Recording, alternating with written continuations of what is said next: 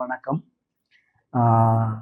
தற்பொழுது இலங்கையினுடைய பல பகுதிகளிலும் சூரியனுடைய உச்சம் காரணமாக, அதாவது ஆண்டுதோறும் 2 தடவைகள் இலங்கைக்கு மிக அண்மித்த பகுதியில் சூரியன் வருவதுண்டு. அல்லது இன்னொரு வகையில் சொல்வதானால், பூமி ஆண்டுக்கு 2 தடவைகள் சூரியனுக்கு அதனுடைய சுழற்சி சுற்றுப்பாதையில் ஆண்டுக்கு 2 தடவைகள் அண்மித்து வருவதுண்டு. அந்த 2 தடவைகளையும் நாங்கள் சூரியனுக்கு அண்மிக்கின்ற நிலைமையை அண்மை நிலைமை என்று சொல்வோம். அதே போன்று நீள்வட்ட பாதையில் பூமி சூரியனை சுற்றுகின்ற பொழுது 2 தடவைகள் செய்மை நிலையில் இருப்பதும் உண்டு. இந்த அண்மை நிலையில் இருக்கின்ற நிலைமையில் முதலாவது ஆண்டினுடைய முதலாவது தொடக்கமாக ஏப்ரல் மாதத்தின் முதல் வாரங்களில் இலங்கையினுடைய பல பகுதிகளிலும் சூரியனுக்கு அண்மித்ததாக இருப்பதனால் சூரியனுடைய கோணம் கிட்டத்தட்ட 80 தொடக்கம் 90 பாகைகளில் நிலவுவதுண்டு.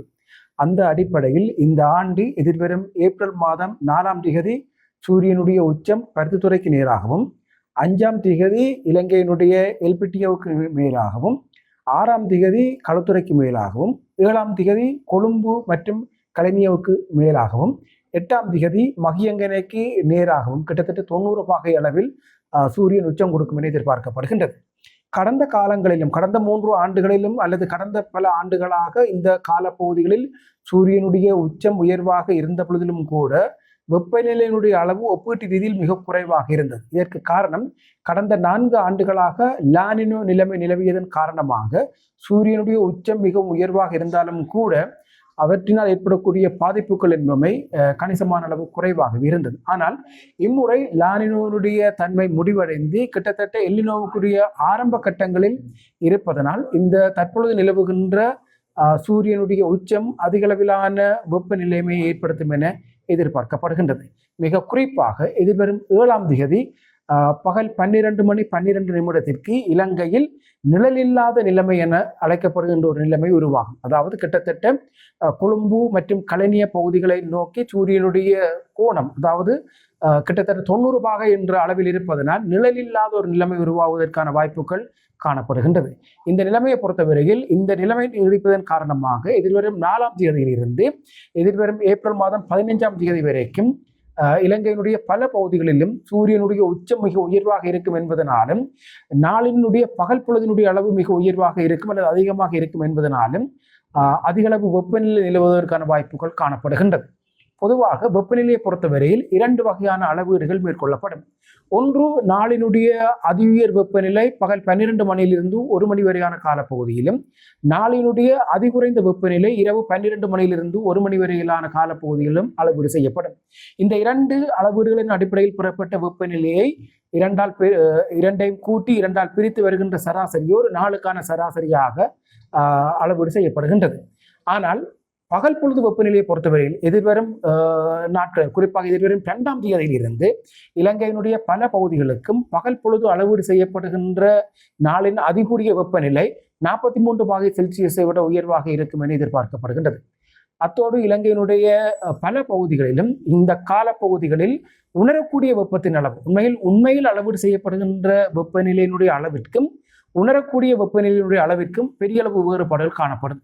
உண்மையான வெப்பநிலை என்பது சூரியன் மூலம் கிடைக்கின்ற கதிர்வீச்சின் அடிப்படையில் பெறப்படுகின்ற வெப்பநிலையோடு தொடர்பட்டதாக இருக்க, உணரக்கூடிய வெப்பநிலை என்பது ஏனைய வளிமண்டல நிலைமைகளினால் உருவாக்கப்படுகின்ற உணர்வோடு தொடர்பட்டதாக இருக்கும்.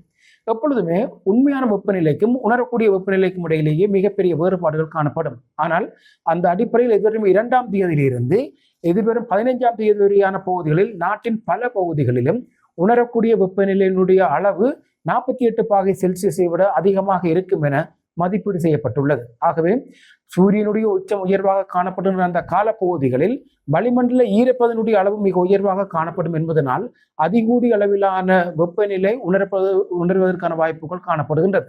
மனித உடலை பொறுத்தவரையில் மனித உடல் ஒரு 40 பாகை செல்சியஸுக்கு மேலாக வெப்பநிலையை உணர்கின்ற பொழுது அது ஆபத்தான வெப்பநிலை என்ற கணக்கீட்டிலேயே வரையறுக்கப்படும். பொதுவாக இந்த 40 பாகை செல்சியஸ் வெப்பநிலை என்பது அனைவருக்கும் அவர்களுடைய உடல் சமநிலைக்கு ஏற்ற வகையில் பொருத்தமானதாக இருக்காது.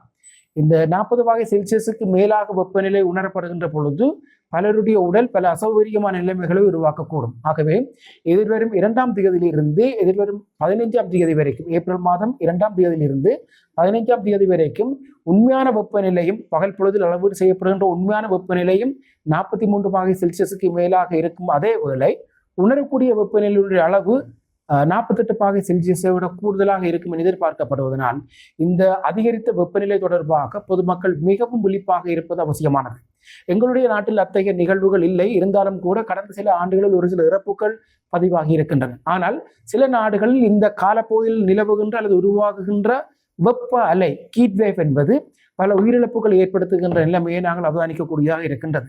ஆகவே எல்னினோவினுடைய ஆரம்ப நிலைமைகள் உருவாவதற்கான ஏதி நிலைகள் இந்து சமுத்திர பிரதேசத்தில் காணப்படுகின்ற இந்த சந்தர்ப்பத்தில் சூரியனுடைய உச்சமும் உயர்வாக இருக்கும் என்பதால் கிடைக்கின்ற அதிகூடிய வெப்பநிலை ஒரு வெப்ப அலையை உருவாக்குவதற்கான வாய்ப்புகளையும் கொண்டிருப்பதனால் பொதுமக்கள் இந்த உயர்ந்த வெப்பநிலை தொடர்பாக மிகவும் விழிப்பாக இருப்பது அவசியமானதாகும். குறிப்பாக இந்த நாட்களில் சூரிய உதயம் கிட்டத்தட்ட, அதாவது சூரியனுடைய உதயம் என்பது காலை 6 மணி 10 நிமிடங்களில் தொடங்கி இரவு 7 மணி வரைக்கும் பகல் பொழுது நீடிப்பதற்காக அல்லது கதிர்வீச்சினுடைய தன்மை நீடிப்பதற்கான வாய்ப்புகள் இருப்பதன் காரணமாக பொதுமக்கள் பகல் பொழுது தங்களுடைய நடமாட்டத்தை தவிர்த்துக் கொள்வது மிகவும் பொருத்தமானதாக இருக்கும். குறிப்பாக முற்பகல் 10 மணிக்கு பின்னரும் பிற்பகல் 3 மணிக்கு முன்னரும் வெளி நடமாட்டங்களை அல்லது திறந்த வெளி பிரயாணங்களை தவிர்ப்பதனூடாக மக்கள் தங்களுக்கு ஏற்படக்கூடிய அசௌகரியங்களை தவிர்த்துக் கொள்ள முடியும். இதற்கு மேலதிகமாக உண்மையான வெப்பநிலை மிக அதிகமாக இருக்கின்ற சந்தர்ப்பங்களில் பூமியினுடைய சில பகுதிகள், குறிப்பாக நகர பகுதிகளில் நிலவுகின்ற அதிகளவிலான கட்டிட சூழல் காரணமாக அவை உறிஞ்சி வெளியிடுகின்ற நெட்டலை கதிர்வீச்சு மிக உயர்வாக இருக்கும் என்பதனால் சூரியனுடைய வெப்பநிலை மிக உயர்வாக இருக்கின்ற அதே வேளை கட்டிடங்களினுடைய மேற்பரப்புகள் அல்லது சீமெந்து மேற்பரப்புகள் உறிஞ்சி வெளியிடுகின்ற நெட்டலையினுடைய அளவும் அதிகமாக இருக்கும் என்பதனால் கட்டிடங்கள் செறிவான பெருமளவான நகர பகுதிகளில் இது வெப்ப உணர்வை அல்லது உணரக்கூடிய வெப்பநிலையினுடைய அளவை மிக உயர்வாக வைத்திருக்கும் என்பதனால் தயவு செய்து பொதுமக்கள் அனைவரும் இந்த உயர்ந்த வெப்பநிலை தொடர்பாக மிகவும் அவதானமாக இருப்பது அவசியமானதாகும். உயர்ந்த வெப்பநிலை நிலவுகின்ற காலப்பகுதிகளில், அதாவது எதிர்வரும் 2ஆம் தேதியிலிருந்து 15ஆம் தேதி வரைக்கும் உயர்ந்த வெப்பநிலை இருக்கின்ற காலப்பகுதிகளில் வளிமண்டல ஈரப்பதனுடைய அளவும் அதிகமாக இருக்கும் என்பதனால் அதிகளவிலான ஈரப்பதனும் மனித உடலில் சில அசௌகரியங்களை அல்லது சில வகையான தீங்குகளை ஏற்படுத்தும் என்பதனால் இயன்றுமான வரைக்கும் பொதுமக்கள் இந்த காலப்பகுதிகளில் முற்பகல் 10 மணியிலிருந்து பிற்பகல் 3 மணி வரைக்கும் திறந்தவெளி பிரயாணங்களை தவிர்ப்பதும், அதே சமயம் குழந்தைகள், சிறுவர்கள், முதியோர்கள் மற்றும் மாற்றுத்திறனாளிகள் போன்ற கடுமையான வெப்பத்திற்கு உணர்திறன் மிக்கவர்கள் இயல்பான வரைக்கு தங்களுடைய பாதுகாப்பை உறுதிப்படுத்துவது அவசியமானதாகும். இந்த உயர்ந்த வெப்பநிலை என்பது எப்பொழுதுமே ஆவியாக்கத்தினுடைய மிக முக்கியமான காரணியாக இருக்கும் என்பதனால் பல பகுதிகளில் திறந்த மேற்பரப்பு நீர்நிலைகளினுடைய ஆவியாக்க அளவும் மிக உயர்வாக இருக்கும் என எதிர்பார்க்கப்படுகின்றது.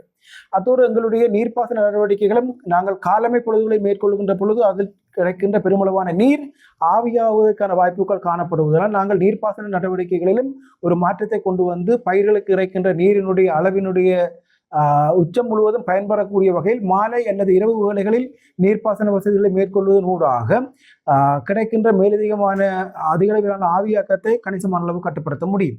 ஆகவே பொதுமக்களை பொறுத்தவரையும் இந்த அதிகளவான வெப்பநிலை என்பது ஒரு சாதாரணமான நிகழ்வாக எடுத்துக்கொள்ளாமல் ஒரு எச்சரிக்கையாக பின்பற்றுவதன் ஊடாக அதிகளவிலான பாதிப்புகளை குறைக்க முடியும்.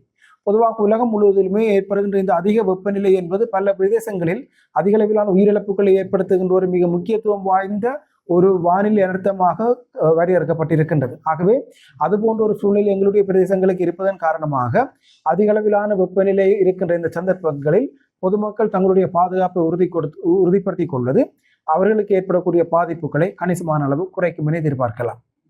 நீர்மின் உற்பத்தியிலே இந்த காலப்பகுதியை பொறுத்தவரை மிக அதிகளவிலான சூரிய ஒளி நாடு முழுவதும் கிடைக்கும் வாய்ப்பு இருப்பதனால் குறிப்பாக இலங்கையினுடைய வடக்கு, வடமத்திய, வடமேல், மத்திய மற்றும் மேல் மாகாண பகுதிகளில் ஏனைய பிரதேசங்களோடு ஒப்பிடுகின்ற பொழுது மிக உயர்வாக சூரியனுடைய உச்சம் இருக்கும் என்பதனால் இந்த பிரதேசங்களில் காணப்படுகின்ற தரை மேற்பரப்பு நீர்நிலைகள் மிக வேகமாக ஆவியதற்கான வாய்ப்புகள் காணப்படுகின்றன. ஏற்கனவே எங்களுக்கு கடந்த ஆண்டு நவம்பர் மாதம் 27, 28, 29ஆம் தேதிகளில் நிகழ்ந்த டிக்டாக் புயலினால் எங்களுடைய தரை மேற்பரப்பு நீர்நிலைகள் மிக அதிகளவிலான நீர்கொள்ளளவை எட்டியிருந்தாலும் கூட தற்பொழுது நிலவுகின்ற மிக உயர்வான வெப்பநிலை மிக அதிகளவிலான ஆவியாக்கத்தை தூண்டும் என்பதனால் இது சில சமயங்களில் நீர்மின் உற்பத்தியிலும் ஒரு கணிசமான அளவு பாதிப்பு ஏற்படுத்துவதற்கான நிலைமைகளை கொண்டிருக்கிறது. ஏனென்றால் குறிப்பாக எதிர்வரும் 2ஆம் தேதியிலிருந்து 15ஆம் தேதி வரைக்கும் கிட்டத்தட்ட 14 நாட்கள் மிக உயர்வான வெப்பநிலை நிலவும் என்பதனால் ஆவியாக்க விகிதமும் கிட்டத்தட்ட 80% மிக உயர்வாக கடந்த காலங்களோடு ஒப்பிடுகின்ற பொழுது 80% விட உயர்வாக இருக்கும் என எதிர்பார்க்கப்படுகின்றது. ஆகவே நீர்மின் உற்பத்தியும் இந்த அதிகளவிலான வெப்பநிலையினால் ஏற்படுகின்ற ஆவியாக்கத்தின் காரணமாக ஒரு சவாலுக்கு உட்படக்கூடிய நிலைமை காணப்படுகின்றது. தற்பொழுது நிலவுகின்ற அதிக வெப்பநிலை இலங்கையினுடைய பல பிரதேசங்களிலும் நிலவுவதற்கான வாய்ப்புகள் காணப்படுகின்றன.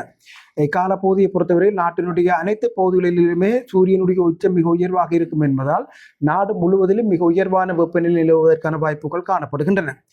இந்த உயர்வான வெப்பநிலை நிலவுகின்ற இந்த காலப்பகுதியை பொறுத்தவரையில் வெப்பச்சலனத்துக்குரிய செயற்பாடுகள் அதிக அளவில் இடம்பெறுவதற்கான வாய்ப்புகள் காணப்படுகின்றன. குறிப்பாக கிடைக்கின்ற அதிகளவிலான வெப்பநிலை காரணமாக மேற்பரப்பு நீர் ஆவியாகி உடனடியாகவே குளிர்வடைந்து மாலை அல்லது அதிகாலை வேளைகளில் மழையாக கிடைப்பதற்கான வாய்ப்புகள் காணப்படுகின்றது. இந்த வெப்பச்சலன மழையை பொறுத்தவரையில் எதிர்வரும் 3ஆம் தேதியிலிருந்து நாடு முழுவதும் ஆரம்பித்து எதிர்வரும் 10ஆம் தேதி வரைக்கும் நாட்டின் பல பகுதிகளிலும் அவ்வப்பொழுது நிலவுவதற்கான வாய்ப்புகள் காணப்படுகின்றன.